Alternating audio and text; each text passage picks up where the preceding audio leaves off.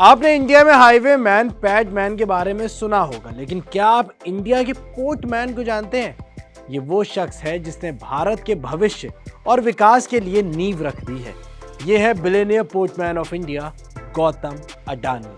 हाल ही में Adani group, state government of Kerala और सेंट्रल गवर्नमेंट ने मिलकर एक प्रोजेक्ट पे काम करना शुरू किया है, जिसका नाम है डीप वाटर ट्रांसशिपमेंट पोर्ट। इस प्रोजेक्ट को किया जा रहा है विंझाइम इंटरनेशनल सी पोर्ट, केरला में, जो कि लार्जेस्ट प्राइवेट पोर्ट होगा, जो कि स्टेट का सबसे बड़ा रेवेन्यू कंट्रीब्यूटर होगा। इस प्रोजेक्ट की कॉस्ट होगी 7,600 करोड़। ये प्रोजेक्ट इतना रेवोल्यूशनरी होगा कि अकेले पूरी कंट्री के ट्रेडर्स की एक्सपोर्ट कॉस्ट को कम कर देगा, और तो और ग्लोबली इंडिया की एक अलग पहचान हो जाएगी पोर्ट बिजनेस में। अब इतनी रामायण सुन के आपको ये तो समझ आ गया होगा कि ट्रांसशिपमेंट पोर्ट बनने के एडवांटेजेस क्या हैं, लेकिन ये पोर्ट करेगा क्या और होता क्या है इससे, अब ये बताते हैं। ट्रांसशिपमेंट पोर्ट को ऐसे समझिए कि जैसे एक ट्रेडर है यूरोप का, उसे इंडिया से गुड्स मंगवाने हैं, तो या तो वो डायरेक्ट एक शिपमेंट कंपनी से बात करके अपने गुड्स कार्गो के थ्रू जर्मनी भेजेगा, जहां वो मल्टीपल पोर्ट्स पे पहले रिफ्यूलिंग के लिए रुकता है। ट्रांसशिपमेंट पोर्ट को आप ऐसे समझिए कि जैसे एक ट्रेडर है यूरोप का, उसे इंडिया से गुड्स मंगवाने हैं, तो या तो वो डायरेक्ट एक शिपिंग कंपनी से बात करके अपने गुड्स कार्गो के थ्रू जर्मनी भेजेगा, जहां वो शिप मल्टीपल पोर्ट्स पे रुकेगा रिफ्यूलिंग करवाने के लिए। लेकिन आप छोटे शिप्स में कार्गो लेके पहले एक ट्रांसशिपमेंट पोर्ट पे जाएंगे। वहां एक बड़ा शिप जो कि कई सारे कार्गोस लेके जा रहा होगा, उसी के साथ आपका सामान भी चला जाएगा। से आप किसी डेस्टिनेशन पे पहुंचने के लिए या तो आप डायरेक्ट कैब करके जा सकते हैं, या फिर शेयरिंग राइड करके। किस में पैसा कम होगा?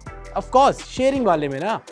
इसी तरह अब तक इंडिया 62% ट्रांसशिपमेंट कार्गो दूसरे पोर्ट से हैंडल करवा रहा था। अकेले कोलंबो 16% कार्गो हैंडल करता है। अब सोच के देखिए कि अगर यही शिपमेंट पोर्ट इंडिया में बन जाए तो एक्सपोर्ट पे कितना खर्च बच जाएगा।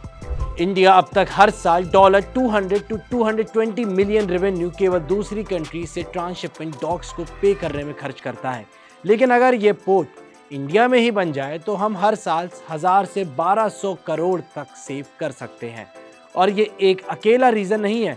अब तक इस मार्केट में सबसे बड़ा ट्रेडर चाइना रह चुका है। चाइना के कुल 6 ट्रांसशिपमेंट पोर्ट्स हैं, जिसे वो साउथ ईस्ट एशिया में कार्गो ट्रेड करने के लिए ऑपरेट करता है। लेकिन अगर इंडिया भी इस मार्केट में उतर जाए तो instead of spending dollars, we can actually start earning dollars. यही रीजन है कि Indian government, Kerala state government और अडानी ग्रुप मिलकर ट्रांसशिपमेंट पोर्ट बना रहे हैं।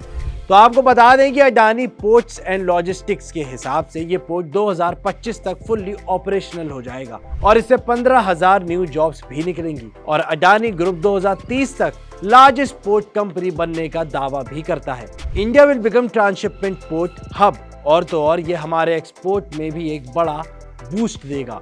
और इतना ही नहीं, इससे इंडिया की ट्रेड कैपेसिटी भी बढ़ेगी, जो कि अब तक चाइना की डोमिनेंसी में थी। अगर वीडियो पसंद आई हो तो नीचे कमेंट बॉक्स में लिखकर बताएं, और ऐसी तमाम काम की वीडियोस के लिए पैसा लाइव को सब्सक्राइब करना बिल्कुल मत भूलिएगा।